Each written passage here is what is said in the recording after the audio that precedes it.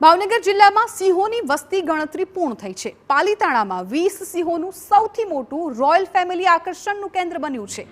તાજેતરમાં રાજ્યમાં સિંહોની વસ્તી ગણતરી હાથ ધરાઈ હતી, જે અંતર્ગત ભાવનગર જિલ્લામાં પણ હાથ ધરાયેલી વસ્તી ગણતરી પૂર્ણ થઈ છે।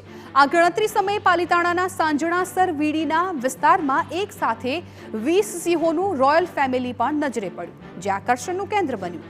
આ શાહી રોયલ ફેમિલીમાં 2 પુખ્ત સિંહ, 6 સિંહણ અને 3 મહિનાથી 1 વર્ષ સુધીના આશરે 12 બાળ સિંહનો સમાવેશ થાય છે। વન વિભાગના અધિકારીઓ મુજબ ભાવનગરમાં વર્ષ 2020માં સિંહોની સંખ્યા 73 હતી। તે સંખ્યા હાલમાં થયેલી ગણતરી પ્રમાણે વધી છે। ભાવનગર જિલ્લાના બૃહદગીરમાં સિંહોની સંખ્યામાં સતત વધારો થઈ રહ્યો છે, જે ભાવનગર માટે ગર્વની વાત છે અને તેનું કારણ જિલ્લામાં અનુકૂળ વાતાવરણ અને જંગલ સાથેનો ડુંગરાળ વિસ્તાર મનાય છે।